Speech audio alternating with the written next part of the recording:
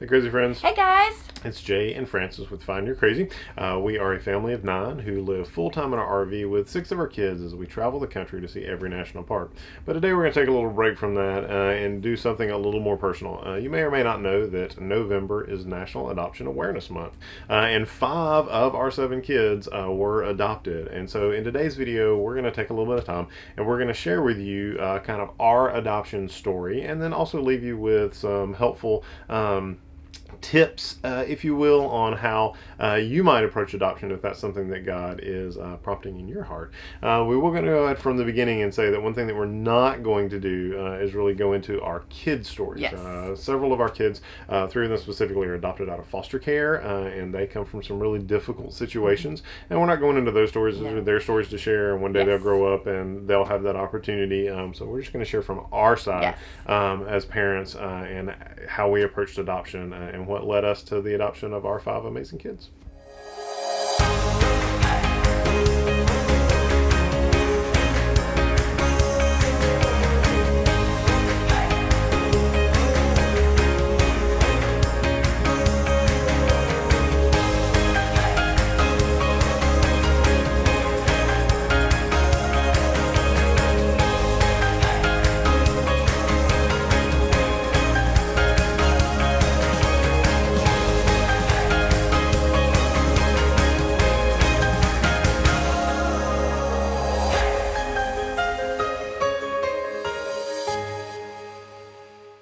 So if you watched a couple of videos back, we were visiting Fort Worth, and we talked a little bit about where our family began. And so shortly after we got married, we moved out to Fort Worth so that I could go to graduate school, and it was there that we decided it was time to start a family, and so start having children. And we did have 2 out there, but it was not an easy process. No, so I was diagnosed at seminary just right early into our marriage with hypothyroidism. And so at the time, I thought either I was dying or marriage was killing me or something was really wrong. I thought maybe getting married to Jay was killing me.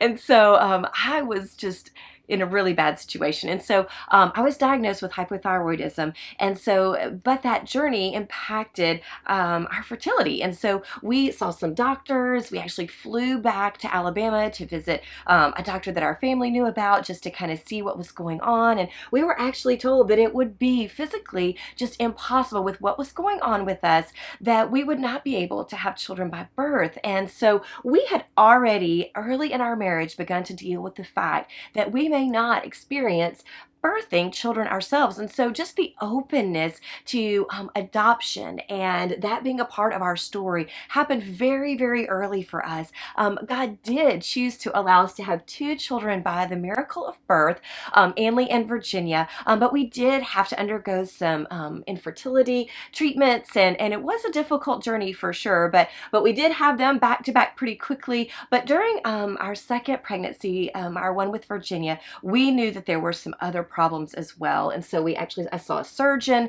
There was talk of me having surgery even while I was pregnant, but decided that was too high risk. And so after I had Virginia, within just about a year, I was undergoing a full and complete hysterectomy, which then for real closed the door on us being able to continue to add to our family through the miracle of birth.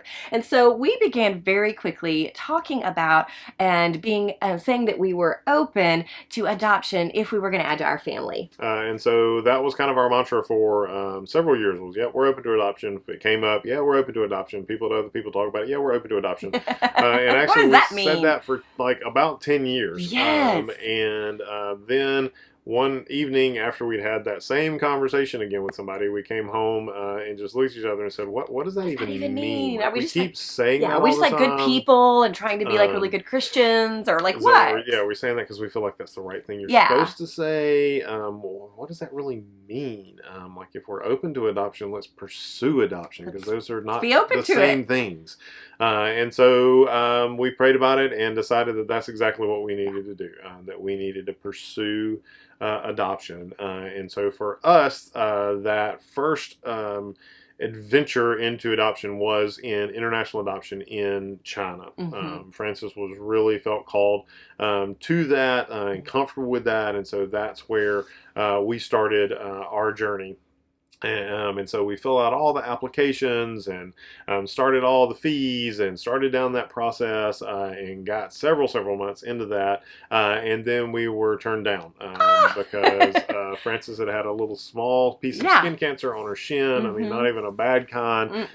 But we checked with a couple of different Yeah. agencies and found out that at that point in time, that if you had the C word at all in your Yeah. file, they said they're really You had not to going wait to look 5 at you for years. 5 You had to be years. 5 years remission for all the Hague countries, which is just the conglomeration of international adoption agencies that kind of abide by the same rules and regulations and covenant. And so we knew that that was going to close down not just China, but any of the almost other ones all. that we were looking at. And again, this was many years ago. So we know that maybe things have changed and your situation might be different. But for us, we actually had 2 agencies, and one that actually the leader of it is from China herself. And she said, it's just not going to happen. You're going to continue to go to the bottom of the barrel. And our job is to be able to match you in the best time. And this is just not the best time for you guys.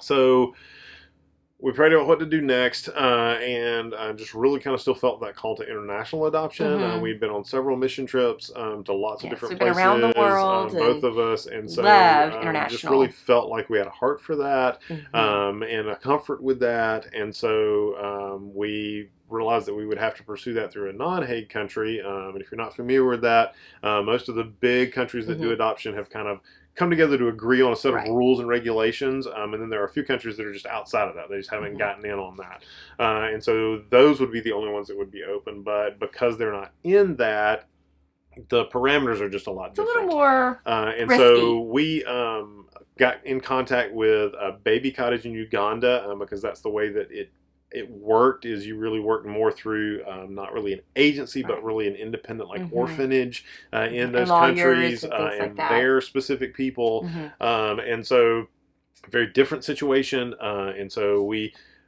began pursuing that, and the Lord was raising some red flags in that as we were moving through that we just didn't feel comfortable with some things, and so we were trying to figure out what to do, and then the Lord fixed it for us because the Haiti earthquake happened, and in that there were some very well-meaning people, but they were trying to take children from Haiti across the border and out of the country, but they didn't have permission to do that, and so obviously that's could be a really big cover for trafficking, and so the international adoption thing just kind of locked down a little bit. Like everything got a little bit more under scrutiny and a little bit tighter. And basically what that did for us was it just shut down. Just closed the door for us there. because so the time limits there were getting very big. There was just more questions than answers. And so for us, we just knew that that was not where we could continue to pursue. Though we had other friends that did and it worked out for them. For us, we just knew that that was, in our situation, a closed door because I couldn't be over there for extended periods of time and the things that would really need to happen in order to see those adoptions through. Thankfully, we were not matched with a child at that time. And so that made it a little bit easier for us just to kind of close that chapter and to really reevaluate where God was leading us. So then we needed to decide what to do next. And so obviously since all international adoption had closed down, then we were obviously just left with domestic adoption. And so we started talking about that. And Frances felt like we needed to go with just a domestic adoption agency. And from the very beginning, I felt like foster care was where we needed to go. In researching and looking at international adoption and different options, foster care had come up on my radar. I did a lot more research about it and how bad the needs were. And so it just really felt like that was where the Lord was leading us. But Frances was not on that same page. No, and a lot of times it's the lady or the mom who is really kind of like gung-ho, and sometimes you have to kind of pull the husband along. We've seen that a lot, but for us it was exactly opposite. So Jay was gung-ho and ready to go into foster care, and I was not. I say to people all the time when we tell our story that I wanted to be a forever mom. I didn't want to be a for right now mom. And in my mind, those two things were completely opposed to each other. And so I had in my heart adoption, and I just couldn't wrap my heart or my mind around foster care. It just, and maybe you've experienced that. Maybe you're watching this video and you've said to yourself, I could never do foster care. If we hear one thing from people when they find out we have done foster care is I could never do that. You must be very special people, because I could never love a child and then send them back to their families. And so I understand that on a deep level because I dealt with those same questions, those same heart issues, and I get it. And so I was right there with you, and I had to work through that into where God was leading our family. So the way that I kind of tricked her Yeah, he into doing tricked that me. was I said, look, there's a class that you have to take to be able to get certified as a parent in Georgia. At the time, it was called Impact. And so it was a class you went for like 3 hours a night, once a week for like 8 or 9 weeks or something. And at the end of that, you would be certified to become a foster parent, and you could fill out all the application. And so it didn't make you a foster parent, but it was part of the process you had to do anyway. And so I told Francis, I said, it's not going to cost us anything to sign up and to take this class. We'll take the class. It'll give us a lot more information. And then at the end, then we can make a decision about what we're going to do. And so obviously we started the class, and even though there were some things in there that made us a lot more comfortable, there were some things in there that made us a lot less comfortable when you see the brutality of some of the things that these kids go through before they come in. But at the end of it, we were both on the same page. Right. And some of the classes were really helpful in that, to learn more and to know more about the process, because the unknown can be very scary and you can tend to run away from it. But what really happened in my life is, at the time I was working at Atlanta Mission, my sister's house, which is a ladies' facility that is a transitional housing for those who are dealing with homelessness or addictions, who need more help with their parenting and education. And so I was in charge of their GED program, of helping women thrive in their education so that they can get the jobs and have the opportunities that they need to get their lives where they want it to be. And so as I was working there, one night, a friend of mine who was a client there, who I'd been helping get her GED, she called me into the hallway and she said, "Frances, I have to have surgery, and my 6 children are going into foster care because the mission cannot keep them while I'm undergoing the surgery and the recovery process."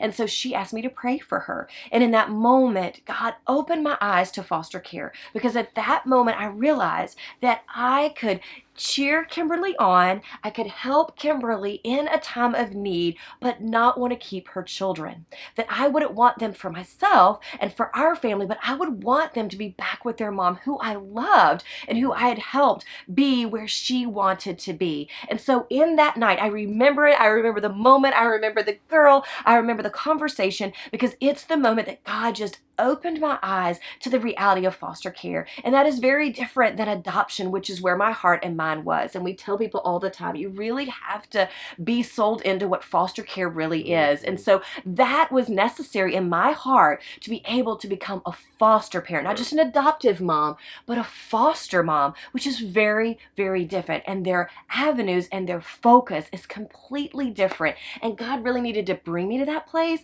where I could be willing to cheer on families, to help families, to facilitate families, and also be able to love children. So that kind of set a parameter for us going into our foster care. We kind of had this conversation at the beginning before we even took in our first foster child, and said, okay, here's how we're going to pursue this. Yes.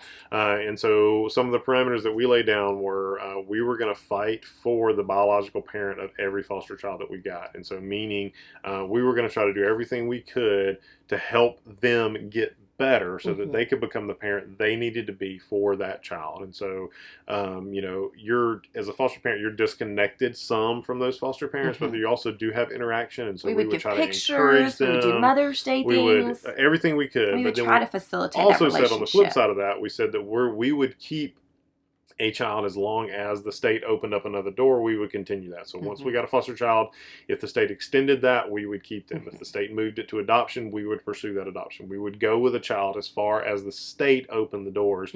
And that's a little bit, even though it's also some nerve-wracking, it's also a little freeing in foster care to know that you're not in charge of that. And so you kind of have to give that over. And so once you do, it's a little bit freeing, because then you just say, well, the state's going to make the rules of what doors open, and we're just going to make the decision to continue to walk through them. And so that's what we did, and that's how we started to foster care. And so once we got started in fostering, we fostered 4 children, 2 individual, and then a set of newborn twins, which about killed us.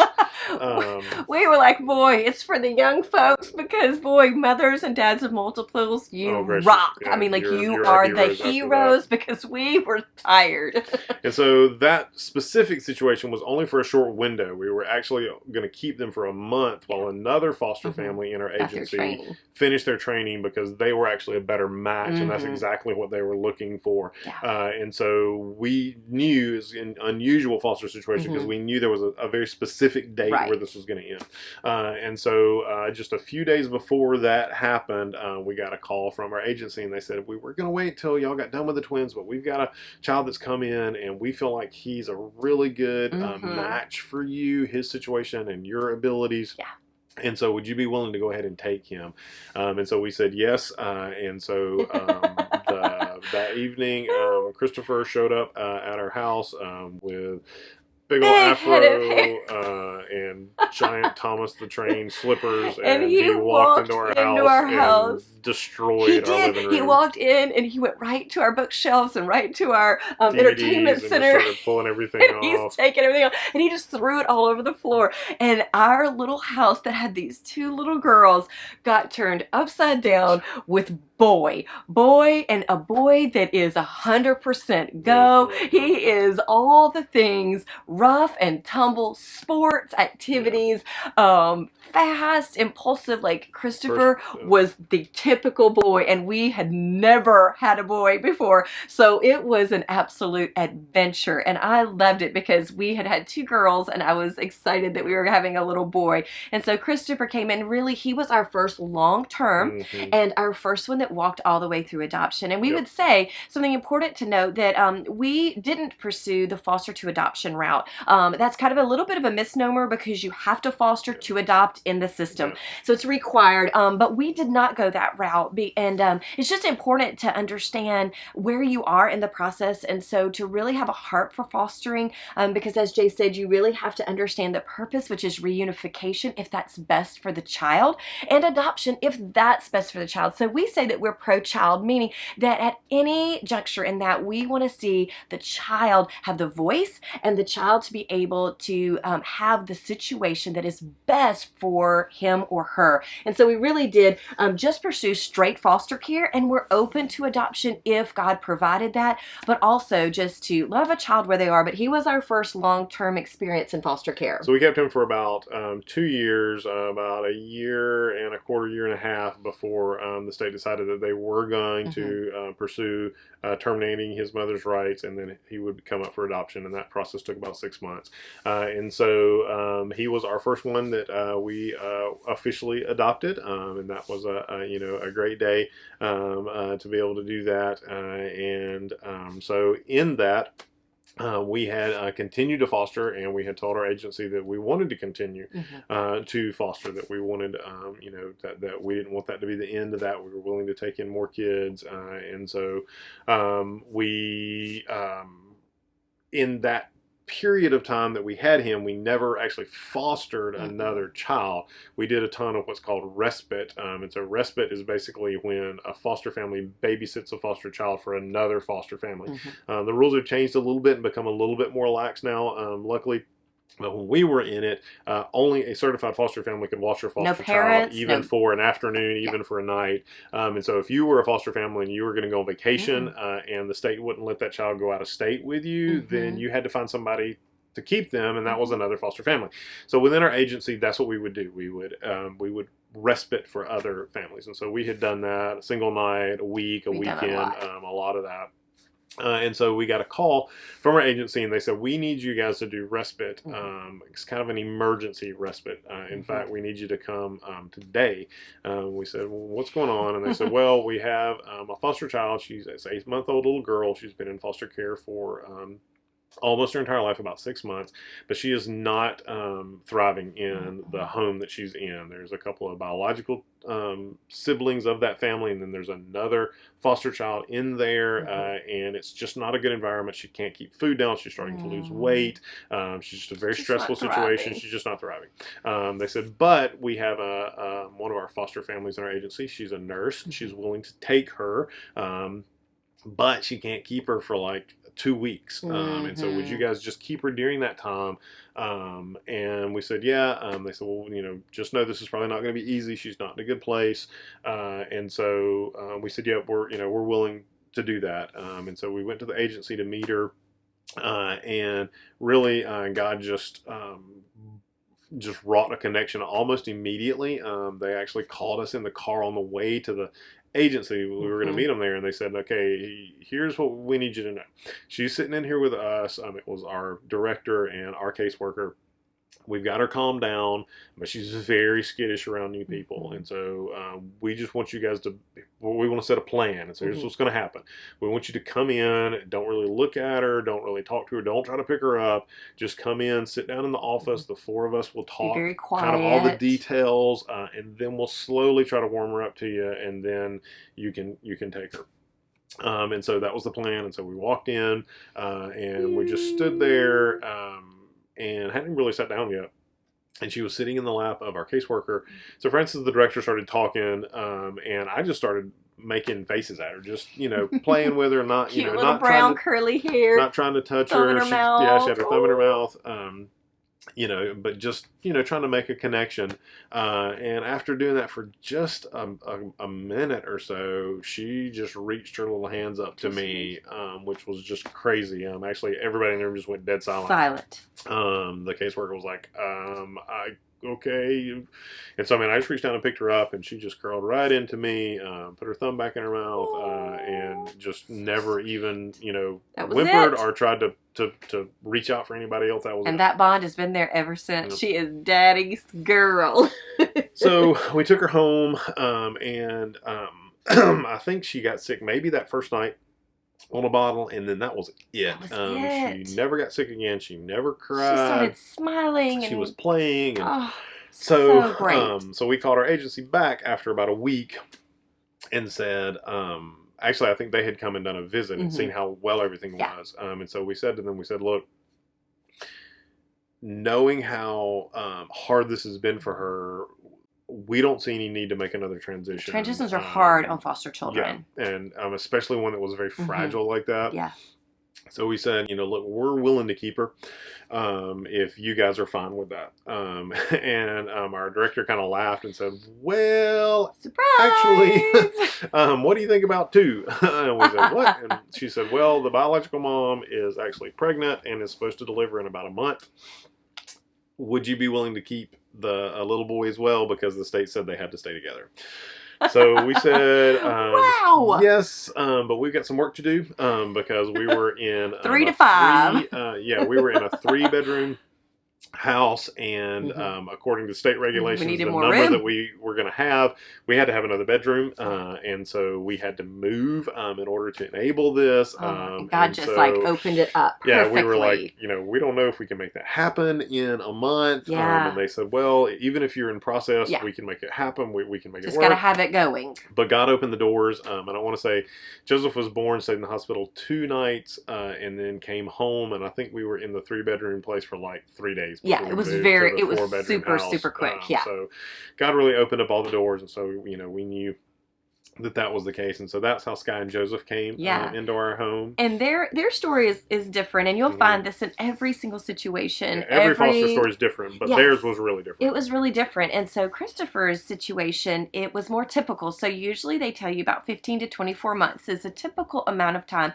where you'll kind of know the outcome, whether that child is going to stay and be reunified or whether that child is going to go to adoption. Now granted, until that gavel comes down, you have no idea, because it can get up to the very last moment and change. And so even though that's the norm, it isn't always the case. And so with Sky and Joseph, they were in care for 5 years before they were able to be up for adoption. And so I would just say that if you are looking at foster care or adoption, realize that it takes an enormous amount of patience and understanding that, yes, your family is going through this situation, but that child is living this situation. This is their life. And so adoption and foster care, it is birth birthed out of broken places and messy situations. And so whether you've gone traditional domestic adoption, international adoption, or foster care adoption, they're all birthed out of a broken space. And as a family, you walk with that with them. And that's your role. And though it's hard for you some days, they're the ones living this. This is their family. This is their story. And so you really have to be willing and open and available to walk through the hard times, the celebration of healing and restoration, but also these difficult moments where it goes up and down, up and down, up and down. And yes, you're feeling that, but so are they. And these situations help us to really connect with our kids and make it a story that we can all walk through together of healing and restoration for everyone. And that's how you can really say, oh, I don't think I could ever do that, and you must be super parents. We're not. Our kids are amazing children, and they're the ones walking through this. We are just partnering with them and their families to walk this journey beside them. And so it was a really test. It was difficult. It was challenging for everybody, even our judge and our guardian ad litem, which is the children's attorney. They had never been through a situation like Sky and Joseph's before. So sometimes it isn't just unknown for you, but for everybody. And it takes a great deal of flexibility and just endurance to walk through these difficult situations. Okay, so we're going to pause right here because here's the reality. You don't walk through 5 adoptions and many more fosterings quickly. No. This was a huge section of our life that took up almost a decade. And so we're going to pause right here and we're going to pick up next time. We're going to do this in a 2-part video basically. And so in our next video, we'll come back and we'll pick up right after the adoption of Sky and Joseph. We'll share through the rest of that story as well as the twins' adoption. And then we'll talk about some of those key principles that we think would be helpful for anybody that's thinking about adoption. And so we want you to stay tuned. If you haven't subscribed to our channel yet, do that so you make sure you don't miss out on that next video. And we will see you next time. Bye, guys.